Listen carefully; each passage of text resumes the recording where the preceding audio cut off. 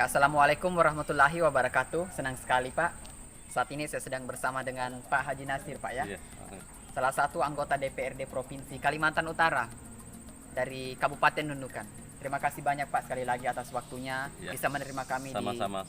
di Sebatik News Pak ya. Saya ralat sedikit. Ya, Namanya saja Muhammad Nasir, bukan Pak Haji Muhammad Nasir ya. bukan Mudah-mudahan. bukan Haji Nasir. Amin. Ya. Karena sebutan itu kan Iya, ada terima kasih. doa. Ada doa Pak ya. Iya. Ini Pak, banyak yang mau mengenal nih Pak. Iya. Seperti saya juga, saya kenal nama Heeh. bagi Pak yang sedang menyaksikan kita. Seperti apa sebenarnya sosok dari Bapak nih di masa kecilnya seperti apa? Iya. Jadi kalau berbicara tentang profil, saya terlahir kurang lebih 47 tahun yang lalu. 47 tahun, masih muda Pak. Masih muda. Masih Jadi milenial. iya, orang mengatakan masih muda walaupun Masih mukanya Oh, enggak, Pak. boros muka gitu. Sehingga ada orang mengatakan bermuka tua. Oh, Iya, Ya. jadi saya terlahir di kampung di sebuah desa di Goa, di Goa Pak ya. ya di Goa. Kemudian saya menghabiskan masa-masa kecil sebagai seorang anak petani. Saya anak petani. Jadi saya di Goa itu mulai dari SD, SMP sampai SMA. SMA kelas 2. SMA kelas 2 di Ya, Goa. di Goa. Kemudian setelah itu pas mau naik kelas 3 saya pindah ke Samarinda, Kalimantan Di Timur. Samarinda Pak ya.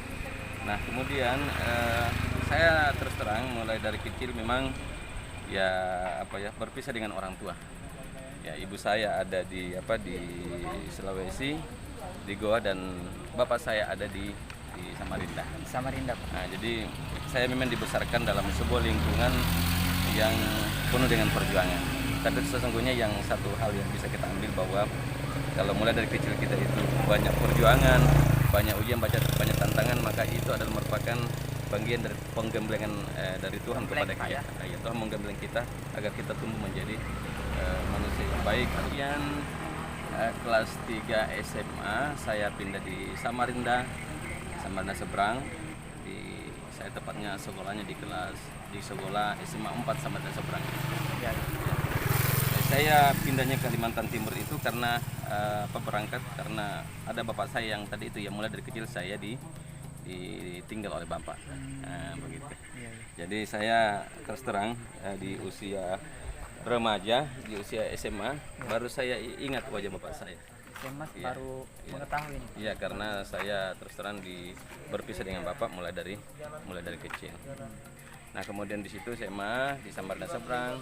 Setelah itu saya kuliah. Saya masuk kuliah di Universitas Mula Warman. Di Unmul Pak Ya ya. Unmul, Bapak alumni ya di Unmul. Unmul Fakultas Pertanian, Pertanian ya. jurusan perikanan. Perikanan. Jadi SPI itu ada banyak orang yang menyangka mungkin saya ini adalah sarjana pendidikan Islam apa. Padahal saya ini adalah sarjana perikanan.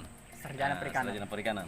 Dan saat itu saya lihat ada leleknya waktu itu. Aha. Itu aplikasi. Makanya ya, jadi walaupun saya sudah menjadi anggota dewan, saya tetap Menerapkan. tidak menghilangkan jejak ilmu saya. Makanya saya mencoba untuk aktivitas perikanan. Salah satunya itu adalah dengan budidaya ikan lele. Ini Pak, kita bicara sosok orang tua nih Pak. Bapak sudah terbentuk seperti saat ini Pak. Iya. Tentunya ada didikan tentunya dari orang tua. Seperti apa Pak orang tuanya Bapak ini mendidik Bapak hingga bisa seperti ya Bapak saat ini. Iya, saya tadi katakan bahwa saya memang besarnya itu bukan sama orang tua, karena mulai dari kecil antara papa dengan ibu berpisah, ada di Sulawesi dan ada di Samarinda. Tapi saya dibesarkan oleh paman dan tante saya yang hidup sebagai seorang petani. Dari situ saya dididik menjadi seorang pekerja keras. Bahkan saya itu memang hidup di kalangan petani.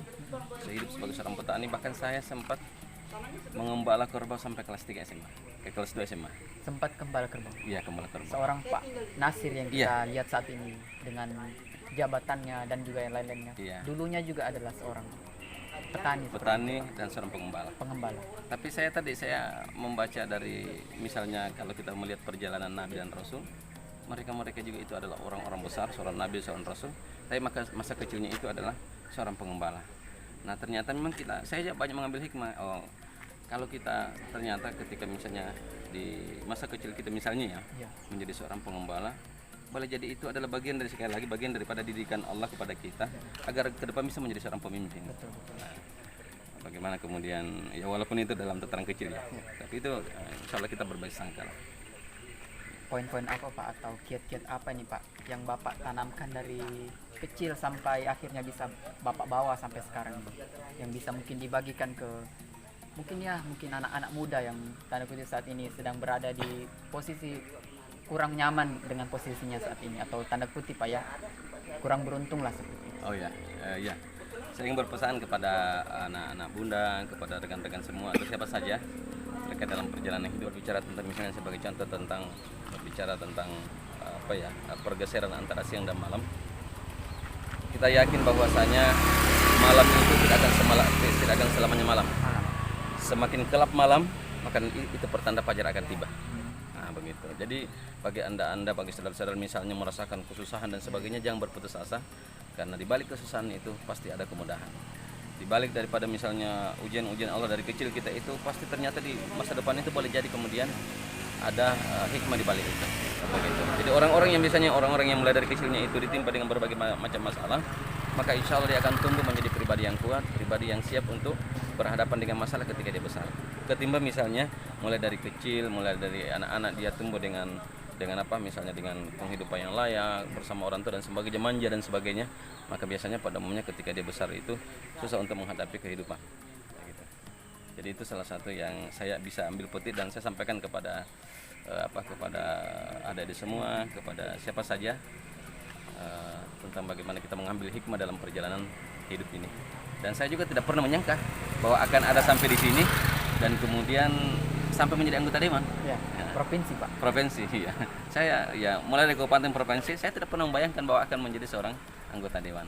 Bahkan saya sekitar beberapa bulan lalu saya pulang ke Makassar, kemudian saya reuni dengan teman-teman SD saya, SMP saya, SMA, semuanya ya saling cerita dan semuanya mengatakan, kita tidak pernah menyangka bahwa Pak Nasir nanti ke depan akan menjadi anggota dewan. Itu.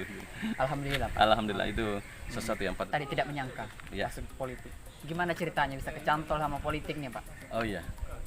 Jadi saya ini juga ada sesuatu yang saya terus terang mulai dari SD sampai SMA itu, karena saya memang di kehidupan petani, saya tidak pernah berorganisasi.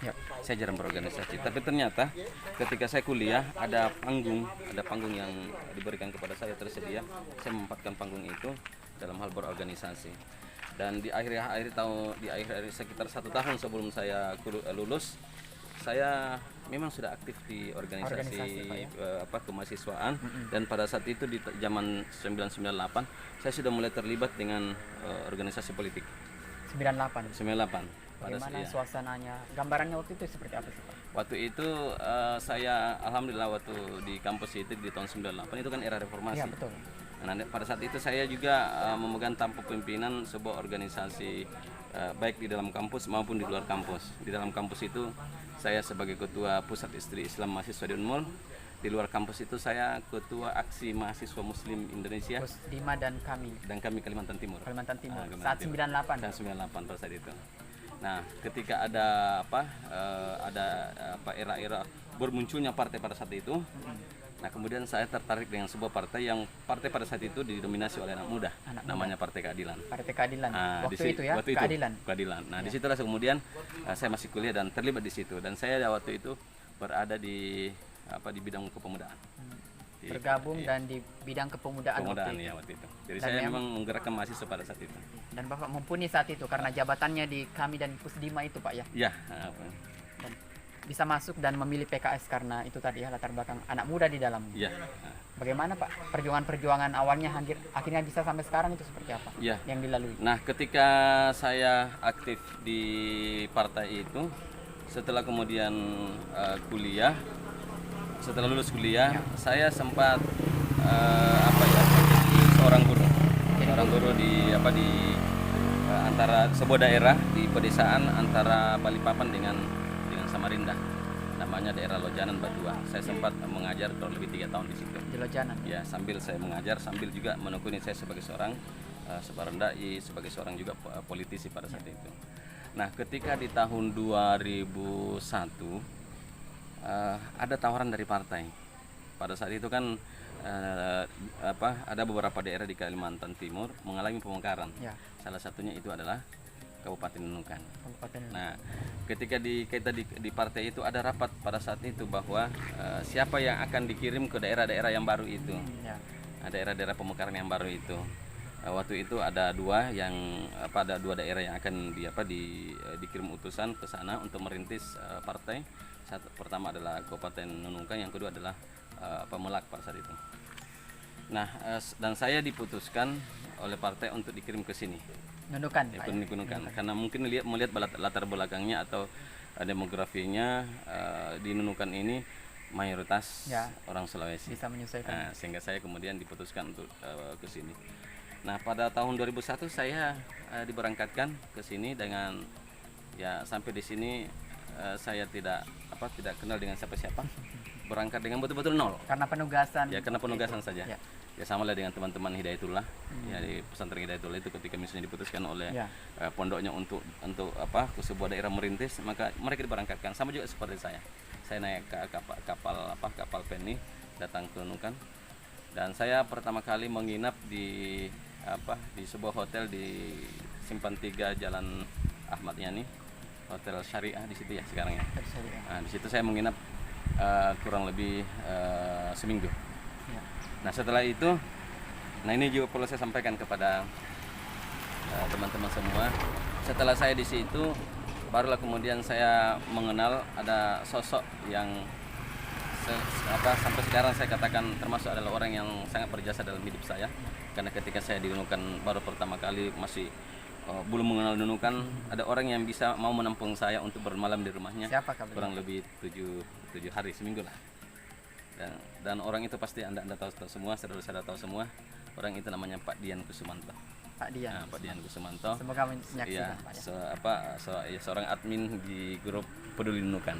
Ucapannya mungkin, Pak, ini dari lubuk Ya, hatinya. saya Mungkin ada ucapan terus terang, saya atas nama pribadi dan keluarga tentunya mengucapkan terima kasih yang sebesar-besarnya kepada Bapak Dian Kusumanto beserta keluarga yang pada saat itu di tahun 2001 telah rela menampung saya untuk bermalam di rumahnya selama seminggu.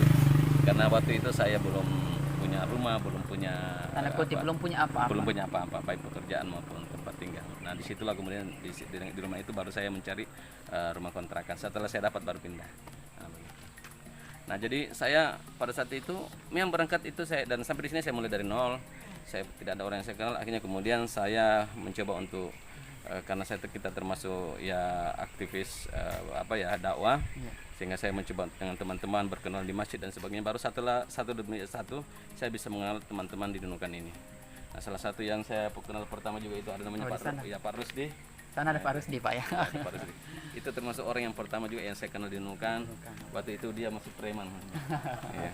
Ya, tapi alhamdulillah dia dulu masih preman, sekarang sudah bisa khutbah. Alhamdulillah. Dulu datang pertama kali dengan masih pakai celana pendek datang ke rumah. Sekarang alhamdulillah sudah ustaz. Iya, itu tadi di tahun 2000. Akhirnya ada kontestasi politik, pileg waktu itu dan masuk, Pak.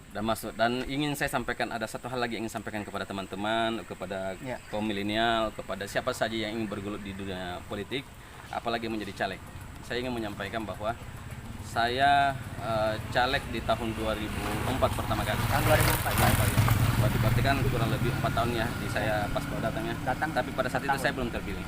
Belum terpilih. Kemudian di tahun 2009 saya caleg lagi dan alhamdulillah saya sudah terpilih. Dan saya ingin mengatakan bahwa kalau ada orang yang mengatakan bahwasanya orang itu terpilih menjadi anggota dewan harus ada punya uang yang besar, uang yang banyak, maka pada kesempatan ini saya ingin membantahkan sebuah kesimpulan yang seperti itu. Karena saya pada saat itu uang saya memang ada yang terpakai, tapi yang terpakai itu kurang lebih 25 juta. Mulai dari operasional sampai hari terakhir 25 juta yang kos politik. Jadi sebuah kos politik yang sangat kecil bila dibandingkan dengan kos politik bukan secara umum. politik. Iya. Karena kalau biasanya kan ada yang mengatakan sampai ratusan juta, ada miliaran dan sebagainya. Jadi alhamdulillah saya bisa menjadi anggota dewan dengan pada saat itu saya masih ngontrak rumah, kemudian masih termasuk orang baru di Nunukan dan sebagainya. Dan saya bisa menjadi anggota dewan dengan kos politik yang kecil. Nah, itu pertanda bahwasanya kalau kita masuk di politik tidak semata-mata mengandalkan uang, tapi bagaimana kemudian kita sering bermasyarakat, sering banyak teman dan sebagainya, karena mereka itu yang akan membantu harapan pribadinya Bapak ke depannya mau seperti apa? Ya, harapan saya bahwa di usia saya saat ini Ya. saya ingin memberikan apa ya, di usia saya yang sekarang menginjak 50 tahun, tentunya harapan saya bisa lebih berbuat banyak untuk Nunukan. Kemudian harapan kita semua, mari kita jaga bersama-sama Nunukan ini ya, tanpa kemudian dikotomi antara pendatang dengan tempatan dan sebagainya. Siapa saja yang bisa datang ke Nunukan, mau dia pendatang, tempatan, mari kita sama-sama untuk membangun Sama-sama Nunukan, membangun, Pak, ya. Hilangkan Ya, perbedaan. hilangkan perbedaan, karena bagi kita adalah yang terpenting buat kita itu adalah siapa yang bisa berkontribusi di Nunukan ini untuk Nunukan yang lebih baik ke depannya. Betul. Oke, itu tadi ya Iya. cerita Iya. dari Bapak Suwar Muhammad Nasir, Pak ya. Iya, iya. Alhamdulillah dari nol bisa menjadi anggota DPRD provinsi Iya. saat ini, Pak ya. Sebuah kebanggaan, Pak. Iya. Ada yang terlupakan juga Iya. tadi di tahun 2003 itu pada saat saya sempat honor di Dinas Perikanan, Iya. Dinas Pertanian. Pada saat itu saya sebagai PPL Perikanan. Ya, pada saat itu ternyata kan kita sebagai seorang honor, apalagi waktu itu sebagai kontrak di dinas, Ya, honor kontrak. kontrak, ya kita tidak bisa aktif di pantai. Betul. Nah, saya sempat dipanggil oleh kepala dinas pada saat itu untuk memilih di antara dua hal. Lanjut partai. Lanjut dengan partaimu atau kemudian tugas PPL ini. Ya, saya sampaikan karena saya katakan karena saya memang berangkat dari Samarinda Kaltim menuju ke sini dalam sebuah penugasan. Bapak memilih apa waktu itu? Iya tadi, karena saya mengatakan bahwa saya berangkat dari Kaltim menuju ke sini karena sebuah penugasan, yaitu bagaimana mengembangkan, membesarkan partai.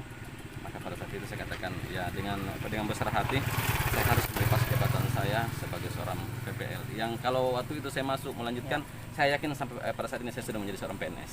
Mungkin kepala dinas, Pak. Karena semua teman-teman saya sekarang yang pada saat itu yang Ya. seangkatan dengan saya sudah menjadi PNS semua. Itu artinya ada yang dikorbankan untuk Iya, jabatan saat iya. ini. Artinya untuk sebuah kesuksesan itu harus ada pengorbanan. Harus ada pengorbanan. Dan alhamdulillah hasilnya juga bisa dipanen saat Iya, ini, Pak ya. alhamdulillah. Terima kasih sekali lagi, Ya. Pak ya. Mudah-mudahan apa yang kita sampaikan pada hari ini bermanfaat, Pak ya. Ya. Ada pelajaran-pelajaran yang bisa diambil khususnya anak muda yang menyaksikan Ya. kita. Terima kasih sekali lagi, Pak ya. Ya. Kami akhiri, terima kasih sudah menyaksikan saya dengan Pak Muhammad Nasir.